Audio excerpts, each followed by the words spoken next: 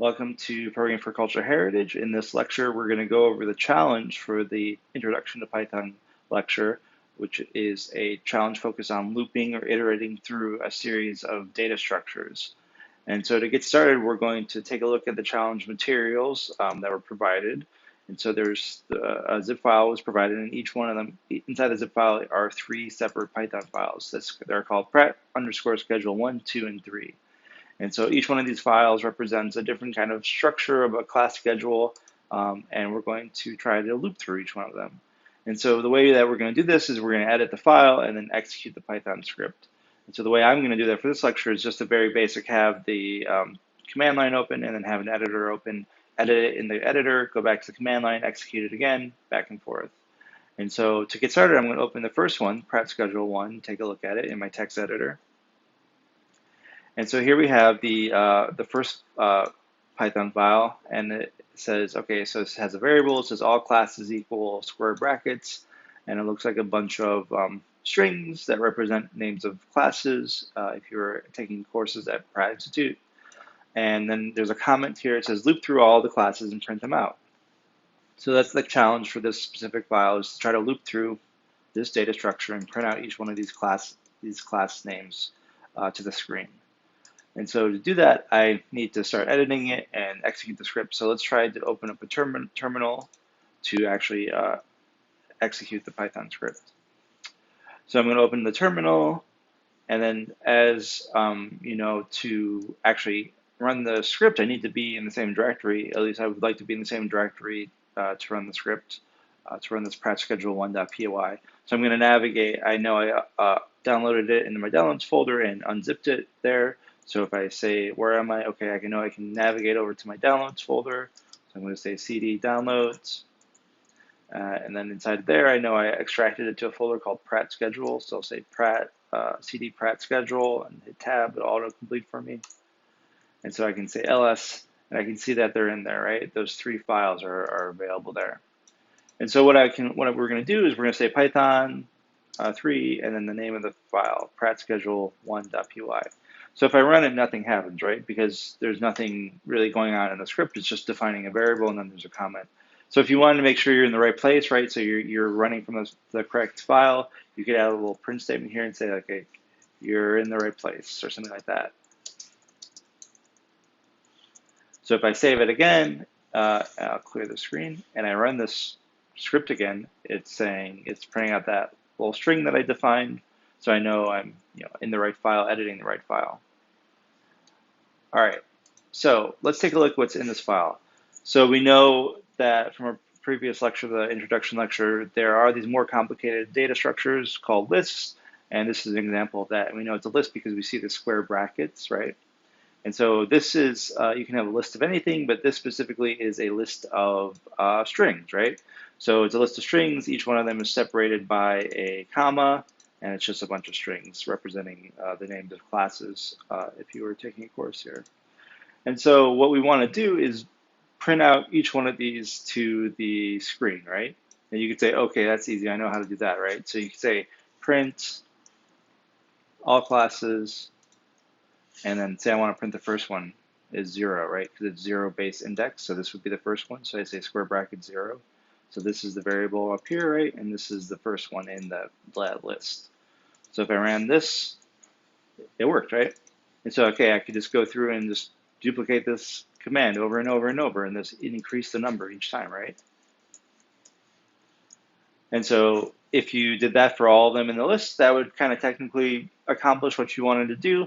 But the shortcoming to that, right, is that you don't know how long this list could be, right? What if this is a variable size list? It changes. It's always different, right? And so you want a way that you don't have to hard code these each one of these commands, right? You want something that can go through all the things in the list, right? And so we learned about the for command structure, the for statement. And so the for statement does exactly that. It loops through a variable, and it iterates through it, and you can do stuff with data that it contains. And so the syntax for the variable or the for loop is you say for some variable name, this is your variable name, in the thing you want to loop through. In this case, the thing you want to loop through is all classes. And then we end with a colon, and then inside of here, when we hit enter, it indents for us, and everything inside of this indentation is the code that it's going to be iterating through, right? So for each iteration, uh, this variable will represent one of these pieces of data inside the list, and you can do something with it only within that for loop, only in this indentation, right? So as we mentioned in the first lecture, you want to name things that are make sense to you, right? So you want to have variable names that are not kind of cryptic like this xxxxx, right? You want something that makes sense, right? So for this case, we know we're looping through class names, so we could just call this variable class name, right? And so class name is the variable I'm calling it, right? It could be whatever you want, but that's a variable that makes sense to me. And so inside this for loop, like I was saying, it's indented, and class name is now going to represent each one of these strings for each iteration, right? And so you can imagine that this code is going to run for many number of times as there are items in the list. And so this is to go back when you write a for loop using a list, looping through a list, you're looping through each piece of data in the list. Each item of the list is represented by the for variable. In this case, our for variable name is class name. So if we wanted just to print that out, all we would need to do is say print and then the class name, right? And so here, class name is going to represent each piece of this data for each iteration. And this code on line 5 will execute the number of times of pieces of data in the list. So let's try to run this and see what happens. So I'll clear again. Right, and so it printed out each item in the list, right? If there had been a different piece of data in the first position, right? So say there's a number here instead of a name, it would print that number first, right? And so that's all this is doing. That's all the for loop is doing. When you use a for loop with a list, it iterates through each item in the list, and then you have access to that item as a variable inside the for loop. So if you're probably going to be doing something more complicated with this, you might be making a change to the string, you might be adding something to it, etc.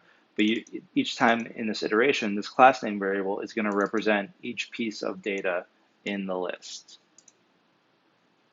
All right, so that's pretty straightforward. Looping through a list, just the key things to remember is that when you loop through a list, you're looping through the actual pieces of data in the list, and each iteration of the variable represents one of those pieces of data.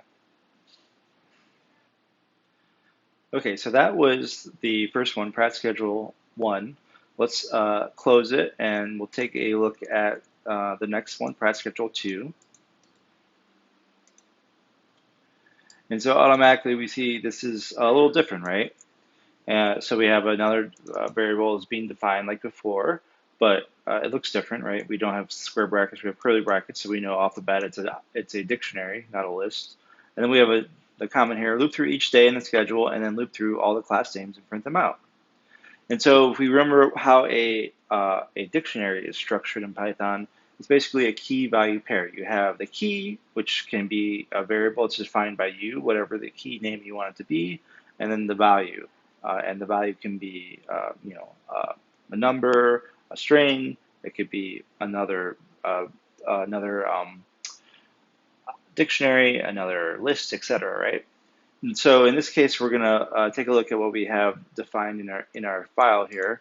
So we have the variable schedule equals curly brackets Monday colon, and then this is a list, right? And then Tuesday, Wednesday, Thursday. And so what we can see here is that there is a dictionary, and it's set up so that each key is a day of the week, right? And then each value for that key is a list. And so you can, if you go back to the first Pratt Schedule 1, right? This is kind of like just how that was in Pratt Schedule 1. There was just a list of names of classes. But if we look at this one now, we have something more complicated, right? So we have a list of names, but each list is now the value of a dictionary key. And so Monday has the list of names for Monday, Tuesday, et cetera, right? And so what we need to remember for this one is that when you loop through a list, like we did in the previous one, you're looping through the pieces of data in that list. When you loop through a dictionary in Python, you're looping through the key names in that dictionary. So list, you're looping through the data. Dictionary, you're looping through the key names. And so when I say key names, I'm saying This Monday, Tuesday, Wednesday, Thursday. Those are the key names, right? So knowing that, let's make sure that's true and let's give it a try. And we're going to do a for loop. And we're going to say for, and we'll just put a placeholder here, for whatever in schedule, right? That's our variable that we're looping through. That's what was provided for us. And then we hit enter, and then tabbed over is going to be the code that runs for each iteration. And so let's say we didn't know exactly what was going to happen. So we can just try experiment here. Say just print out this variable name that I just temporarily called a number of x's. And so let's just see what happens if we run this. So I'm still in the same directory. There is the file that I'm editing. Let's run it. Python 3 prat schedule 2.py. And so as we probably expected, it printed out the keys, right? So these are the keys of the variable that's a dictionary. And so we said that Monday, Tuesday, Wednesday, Thursday are the keys. These could be whatever we want, right? These don't have to be, the fact that it's named Tuesday doesn't matter. That's just a variable name. And so what we would say, okay, so now knowing that it's looping through that each day of the week, in this situation, it might make sense to call our for loop variable something like day of the week, right? Just in this case. And right, the fact that I call it day of the week has no impact on it whatsoever. That's just the variable that I'm calling it. It has it's totally irrelevant to the function of the program. It's just a label for me to make sense. All right, so I know that doing that, it prints out the key name, right? And let's make sure it still works, right? And so Monday, Tuesday, Wednesday, Thursday, it's printing out the keys. So right, this is the kind of the tricky thing to think about when you're talking about a dictionary is that it is looping through the keys of the dictionary, not the values of the dictionary. And so to actually get access to the values of the key value pair, you have to reference the original variable. And so if we think about how if you wanted to print out a specific piece of data on this manually, like hard-coded it, I can comment this out for now. And say I just wanted to print out this first piece of data in this list, right? So we know that, okay, this is a list. It lives in this key value pair, and this key value pair lives in this variable, right? So I'd start off with saying, okay, print schedule, right? And if we ran that, it would print this whole thing. But we know we just want to print this specific course name, right? So we'll say, okay, we want to access just this key value pair. And so when you're using a dictionary, you access those key value pairs by not using a number like lists, right? Because they're not index based, they're key based. They have a specific address, a key. And so if you say, okay, schedule Monday, it's going to reference just this key value pair. So if we ran that, you'd see it printed out all of them, right? And so now this little piece of code here represents this list of names, right? And so if you think about that, this is just kind of like a variable representing this list. And if it's a list, then you can do things like using square brackets reference a piece of it, right? So if we kind of build this address a little bit further, we can say, okay, 0 is going to be this first one here. Monday is going to be this key, and schedule is the variable name itself, right? So if we ran this again, we would see it printed out just that first piece of data in the list. All right, so again, this works, but it's not scalable, right? You won't want to have to do that for each one of these. That's a lot of typing, right? So we're gonna use a for loop, but we kind of have to think of in that same mentality of like, okay, we're gonna build the address to the piece of data that we want to get to, right? And so knowing that looping through each day of the week, we have the day of the week key known to us, so the key in the dictionary, we can build up that address using that variable instead of hard coding it. So we know that, okay, we want to print, say we want to print this piece of information again. We know that lives in Monday in schedule, right? So we know we need to start with schedule, right? That's the home of all this data. Then we know we want to loop through each one of these key values and do each one of them. And so in this case, we know that our for loop is looping through each one of these keys. So this day of the week variable is actually representing each one of these keys. So that means that we can use this as kind of like our placeholder. So we don't need to hard code Monday. We can use the variable. And now day of the week represents Monday on the first loop, Tuesday on the second, Wednesday, et cetera, right? So now if we ran this, we could see that it kind of works, right? It's printing out each list of the day of the week, right? So there's Monday here, here's Tuesday, and we can print out multiple things, right? So you could have day of the week, comma, and then this piece of data here, and it would print out the key name and then the piece of data. So let's try that again.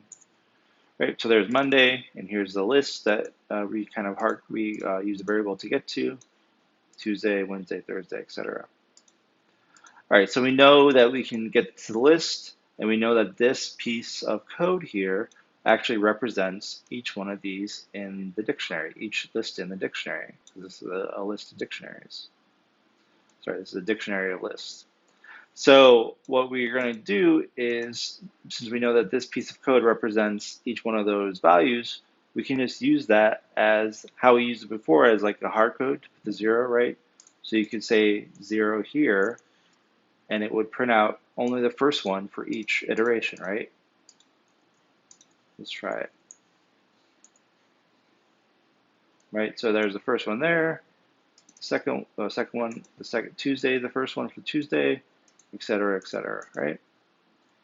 And so now we know we can write the address. We know how to write the address to get to the piece of data we want. But if we want to print each one of these on its own line, we need to not have this hard coded like we were doing before with a 0 through infinity, however many there are. We actually need to have another variable to loop through each one of these, right? And so what we can do is we can think about, okay, so this piece of code just represents this list, right? It's just a kind of like a pointer to that list. And so knowing that, what we could do is we could just write another for loop inside of here.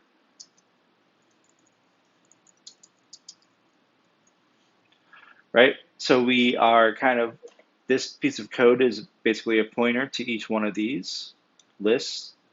And now we're defining a new variable called class name that's going to be each item in this list as it loops through each one. So this program is going to come through here. It's going to hit line 9. It's to say, okay, Monday. We're looping through a dictionary. So day of the week is Monday. Then it's going to get to the second for loop, and notice that it's indented underneath of this first for loop, right?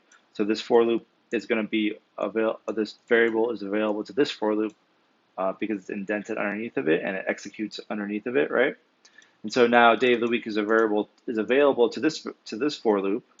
And so it's going to say, okay, day of the week is the first iteration is Monday. And so it's going to point back to this list, right? And now we're looping through not the dictionary, we're looping through the specific list in each key value pair. And so if we printed out class name,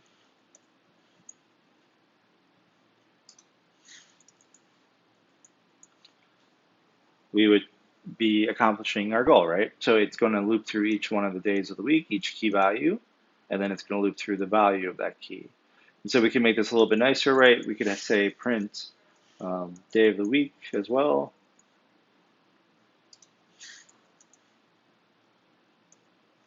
And so then it prints, okay, Monday, on Monday, here are the classes. Tuesday, here are the classes. Wednesday, etc., right? So the key thing to remember for this example is that when you're looping through a dictionary, you're looping through the keys of the dictionary, not the items. When you're looping through a list like we were before, you're looping through the items in that list. And so to accomplish the goal for this one, we needed to loop through the keys because it's a dictionary. And then once we had that kind of ability to build the address to the piece of data that we wanted, then we could loop through the list itself and point out to each variable inside of that list. So a little bit more complicated, but it's kind of building on the previous one. And the new addition here is that we're looping through a dictionary in addition to looping through a list. Okay, let's take a look at the last Pratt Schedule 3 challenge. So I'm going to close that. I'm going to clear my terminal. I'm going to open up this last one in my editor. Okay, so let's take a look at this. I'm going to zoom out a little bit. So we can kind of just get the lay of the land for this variable that's defined for us. It's still called schedule, right?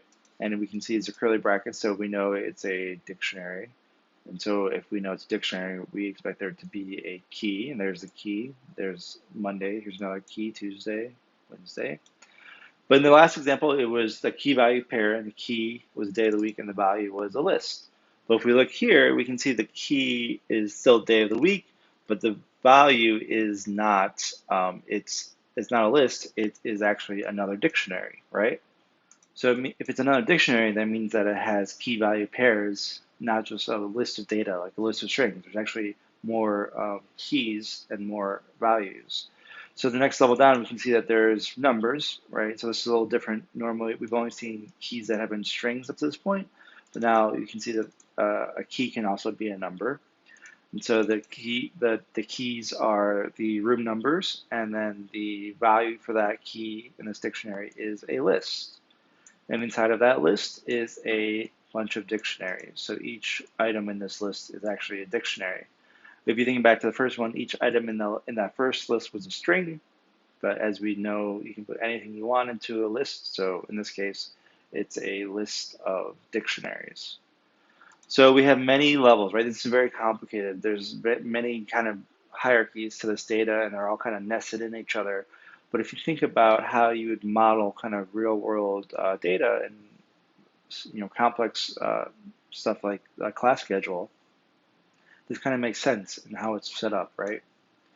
So the question is, though, how do we get access to this, right? So let's go back to, because the challenge is, again, the same idea. We want to print out each class name, so the name of each course here.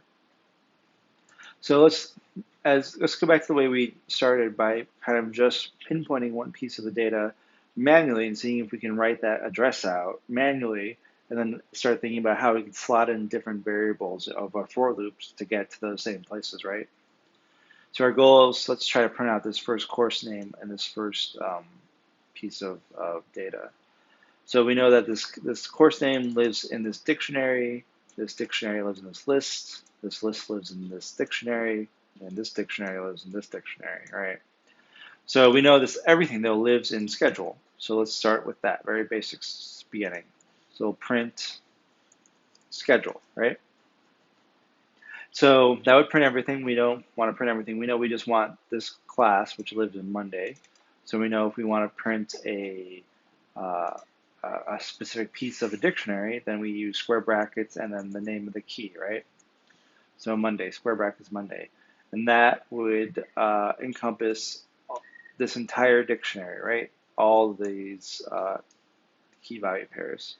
So knowing that, we could go one step further, knowing that this is a dictionary, the key value pair and the value of the dictionary, we could access this subsequent dictionary by just referencing the key name, right? So 612 is the room number that these two courses live under. So we would say, okay, Monday, and then square brackets again. We're kind of building out the address, right? Like you're writing on an envelope, right? Like, states, city, street name, etc. So we notice this is a 612, so this is a number, right? This is not a string. A string 612 is very different from a number 612, and the keys are very explicitly numbers, so that's important, right? So now we are at this level, right? And so this is where it switches up a little bit because these are square brackets, so we know that we're in a list. These are a list of dictionaries. And so when you're referencing a list, right, there's no keys, there's just index positions, 0 through infinity, right? So the first position is this class, and the second position is this next class. So if we want to reference this first class, we'd have to say 0, right? Because this is the first item in the dictionary. Or sorry, it's the first item in the list, right? It's getting confusing. All right, so the first item in the list, so that means we could say square bracket 0, right? That's the first item. And now we're down to this point. We're just at this last piece of the data inside the list, which is another dictionary. And so we know dictionaries have key values, and you can reference the key you want using the key name, right? So class is the key name for the name of the course. So we can say square brackets again and class. So let's see, hopefully we got this right. Let's try it. So we'll say Python 3 prat schedule 3.py. Yeah, and it printed out exactly the piece that we wanted. And we can of course change the key name to whatever we want. If we change this to Tuesday, there might not be a 612, so that might not work, so we can't change that. But we know that we're getting to the right place, right? We know how to get to the right place manually.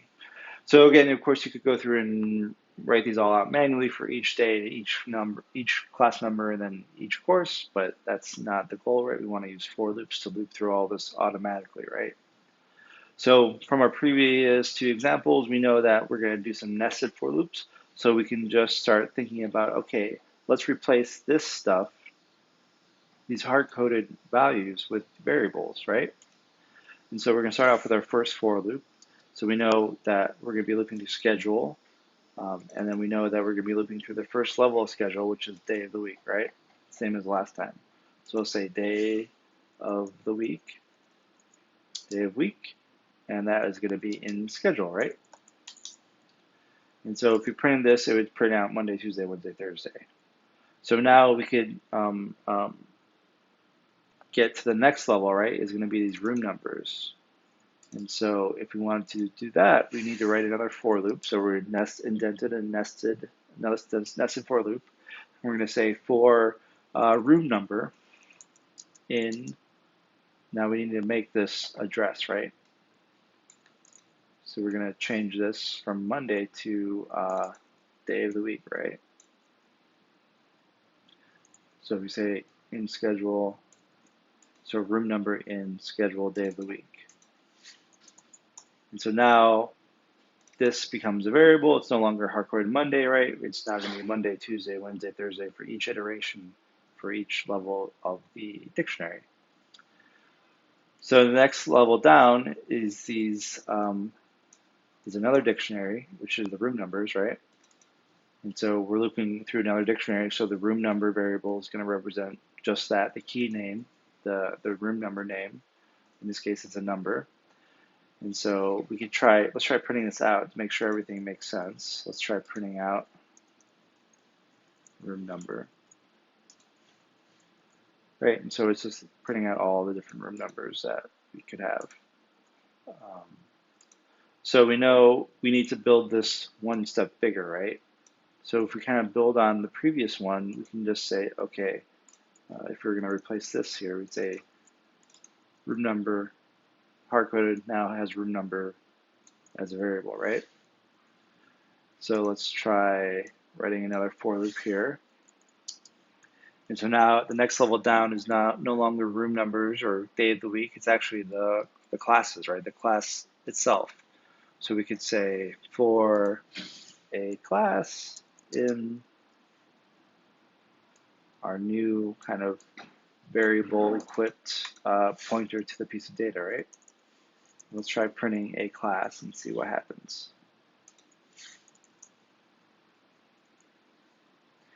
Right, and so now we can see that it prints out each one is its own dictionary, and it prints out each one of those dictionaries on its own line, right? And so the very first one, it prints out this one, and then this one, etc., right? And so the difference now, though, is that on each iteration of this for loop, we're no longer looping through the dictionary key names. We're looping through the actual data itself. It just so happens that the data itself is a dictionary. Just how in the first example, the items in the list were strings. In this example, the items in this list are dictionaries. And so a class represents each one of these dictionaries in the list. And since this variable represents a dictionary, you can treat it like a dictionary and reference a piece of it by knowing the key name and using the key name to get where you want, right? So if we try that again, we should just see it printing out the class names. All right, so if we, to finish off this example, if we changed, so once you get to this point, it kind of doesn't make sense and it doesn't really track anymore. But once you're looping through each one of these things, Then you're at the class level and you're looking through each one of these dictionaries, right? So we can make this, a little bit nicer just for like cosmetic display. We can say, okay, print day of the week,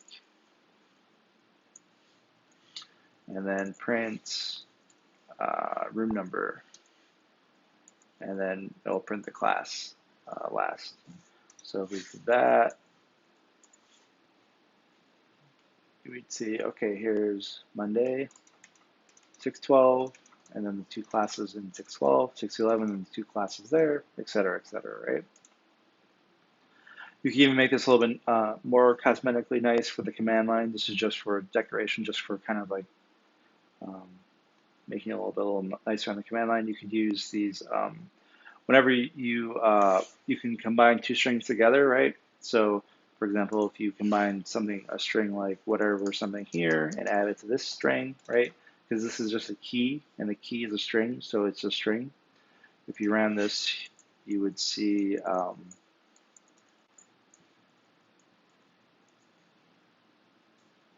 there's that piece of string that I added to this key name, which is a string. So it kind of mushes them together, right? When you add two strings together using the plus sign operator, it just mushes them together. So what you could do is there's some special characters in Python that lets you represent special characters in the command line.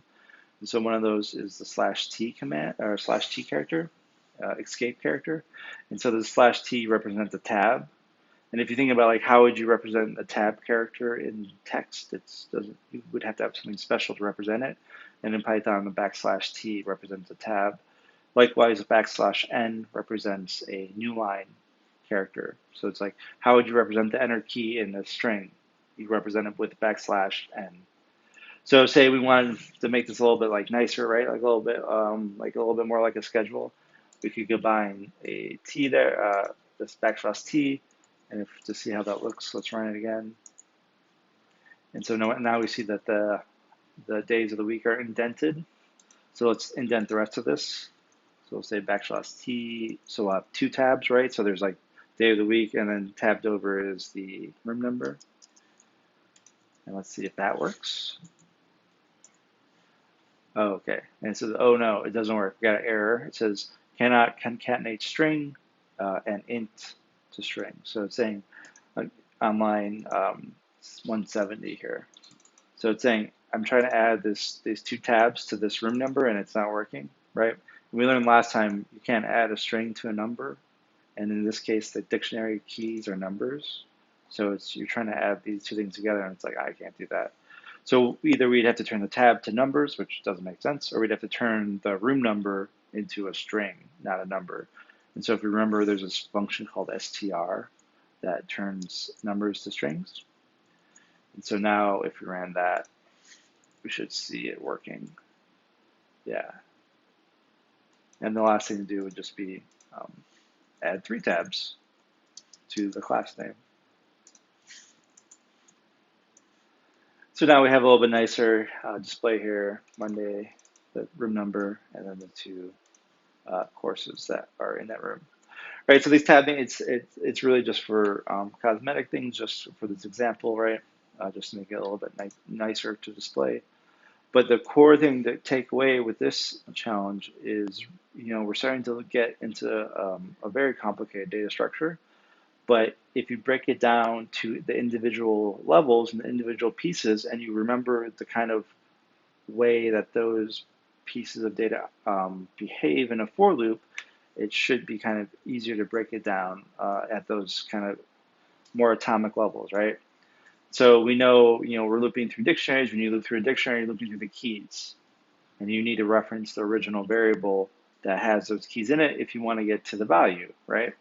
That's the example for the days of the week, right? If you want to reference this piece of data, you have to know the key, and then you have to know where that key lives. So that just extrapolates when you're doing multiple levels of a key, right? When you're nesting for loops, they're just building on them, right? So this one loops many times for each one of these, and for each one of these, it loops many times for each one of these, right? So it's like looping within itself. And then the last thing we would want to remember is that if you're looping through a list, you're not looping through the key names because there's no key names. There's just data. There's just pieces of data inside that list, and so you're iterating through the items in the list.